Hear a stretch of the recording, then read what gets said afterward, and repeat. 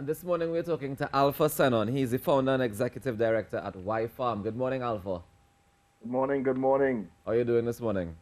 I'm fine, thank you, man. Good morning to all the listeners and viewers out there. Can you give me a brief overview of what agriculture looks like presently, the industry? Sure. Yeah, I mean, agriculture presently, I would say is going through a change of emotions where people is concerned as a result of COVID-19. So presently, we still have many senior farmers, right? The average age of the farming population is 60 and increasing. And this is throughout the Caribbean, as a matter of fact, throughout the world. But in the event of COVID-19, we have a lot of young people coming on board. We have a lot of backyard gardeners in particular. Yeah. Home gardening is really picking up. Yeah. And I think now is the time to really make that investment to really secure our food future. Unfortunately, we still have this very ridiculous food import bill. I mean, one always will ask, I always ask ourselves who are in the industry that would the food import bill ever come down to $0? I mean, I doubt it. Obviously, there are some things that, we may not be able to grow and compete with international prices and whatnot.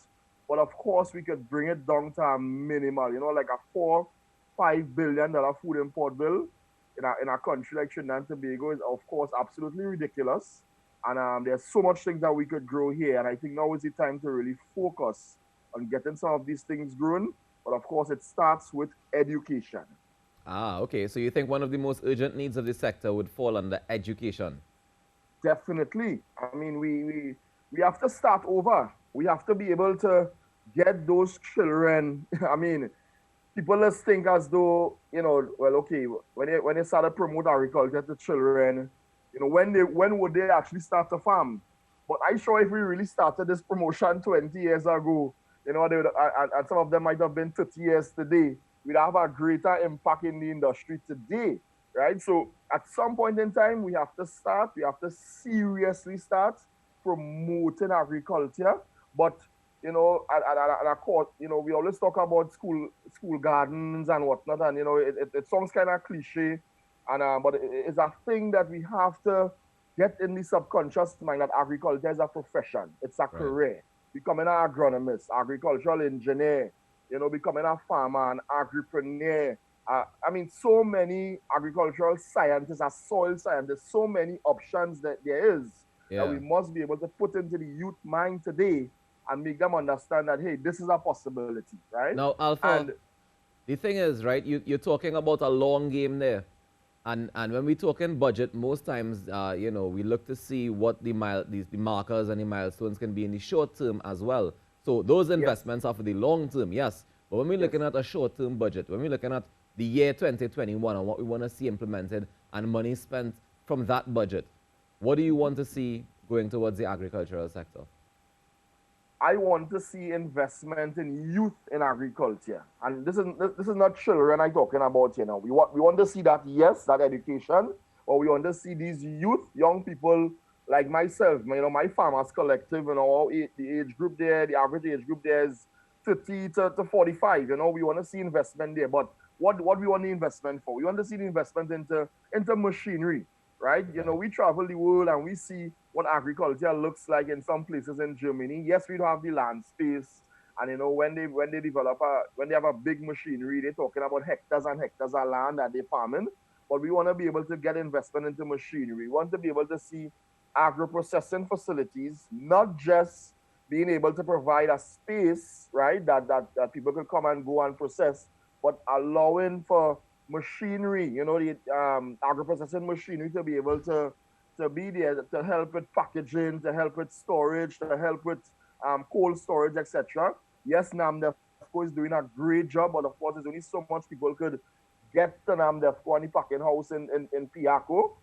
So we want to be able to see that. We want to be able to get investment into your seeds and your seedling. We want to be able to get investment into biofertilizers. Too many fertilizers on the market. It's very expensive, and a lot of them isn't safe. Right? We want to be able to get investment into biofertilizers. We want young people to get land ownership, right? there's too much problems where it comes to land tenure. And I think by now we should solve it because we have no choice but to really reinvest into agriculture properly now.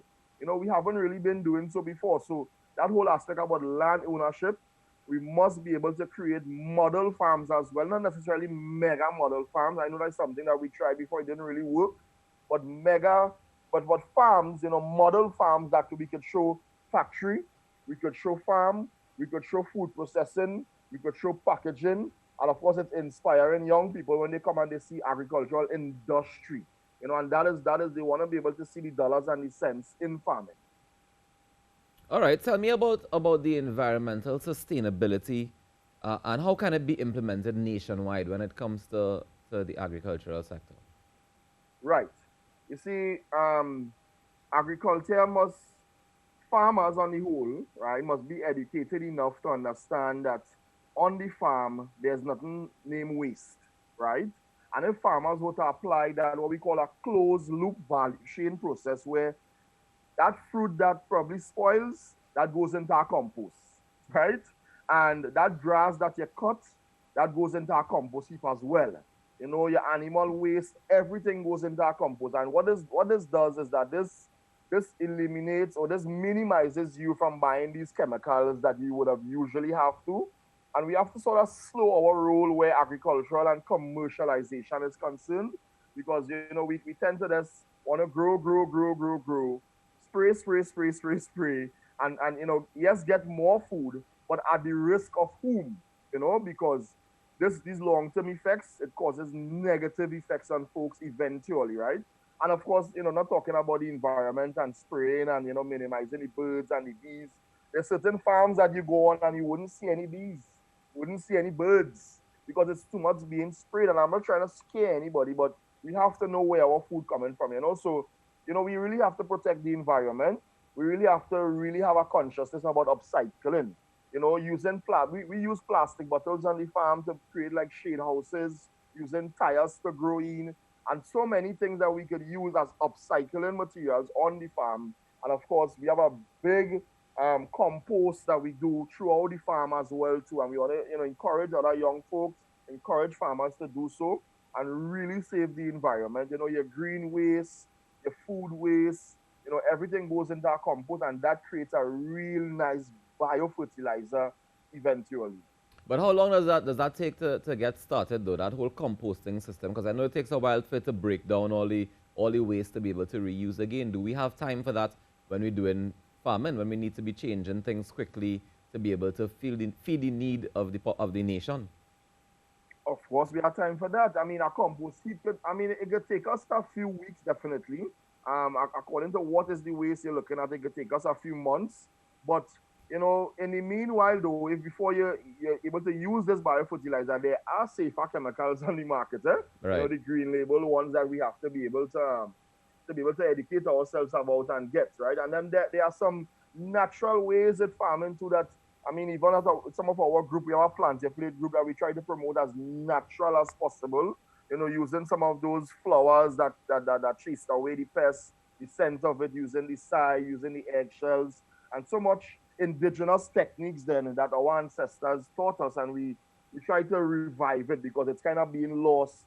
And it's just we just again, just as you asked there, like, do we have time for that? I would say yes, we have time for it because if we don't have time for it now, what will happen to our time later on? Right? Exactly. And many things that we consume today, and sometimes it's residue of different chemicals on the fruit still, on the vegetables still. We had to make up our mind and give the time now, otherwise it affects us later on. Yeah, sacrifice today for a better tomorrow, right? Sure. Yes, sir. Right. That is it. Now, Alpha, you always are focused, because, you're a founder and executive director at Y Farm, right? So you're always focused on the why. And why are we doing this? I want you to tell the nation why it's important for us to focus on agriculture inside this budget for 2021. Yeah. I mean, you know, when the pandemic first started, right, throughout the world, we had two scares. One, initially the toilet paper scare. I think when we got over that, we had a food scare. Everybody was a bit, rushing to the markets, rushing to the supermarkets, and people were concerned. People probably still is a bit concerned But of course, you might be going on the supermarket shelf and you're seeing a lot of food there. But really and truly, if we really get like in a real red alert state with the pandemic globally, what really happens to our food, eh? So we like to say, why farm you say, if you could, you should. Why farm today, if you don't, who would? Why farm don't play, the earth need food. Why farm, I say, serve a greater good.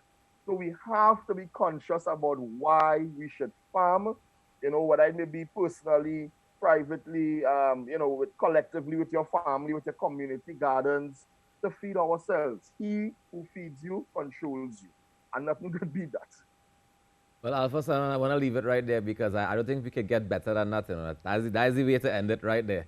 Thank you so much for joining us this morning, Alpha Sanon, the founder and executive director at Y-Farm, as we continue to ventilate the topic of agriculture and environmental sustainability, and we're talking budget 2021, all right? So we'll be right back after a short break. We have so much more inside this show for you guys this morning. Of course, we're going to continue talking budget 2021. Stay tuned.